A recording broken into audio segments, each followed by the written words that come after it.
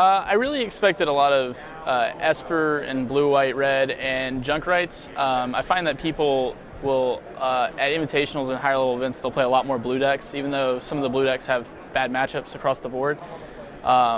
So I built my deck to beat more of the Esper and the blue, white, red, and the aggro decks, and I was hoping to avoid the junk rights decks that I expected to pop up. But those are the main decks that I expected to be here. My biggest mistake, the one I can remember most readily, is that I played against Prozac in the first round of Standard, so round 13, and I was really excited. I was really trying to position an Aurelius Fury in Game 2, and I never drew it. So in Game 3, when I had the Aurelius Fury and I was able to position it, I assigned the damage in such a way that I left him at 1 life point, and I had to draw into something to beat him.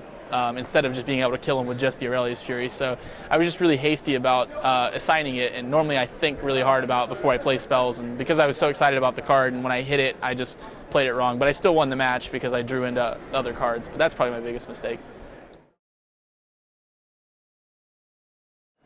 I think a big part of testing for the Invitational is focus on the Standard format and the big decks in the Standard format. And also try to figure out what the decks the best players are going to play. Legacy's always, people are just going to play what they want to play in Legacy, and a lot of the best players in Legacy play Esper Stoneblade or some form of a Force of Will deck. So take that into account and build your testing around that. Make sure you can beat Esper Stoneblade, and then in Standard, you just make a gauntlet of the top 4 decks and try to have a good plan against those.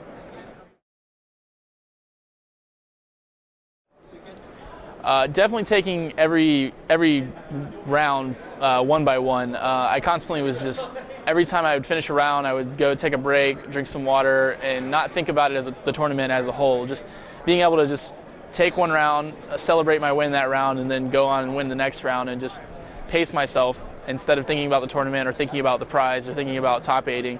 I just thought about winning the next round.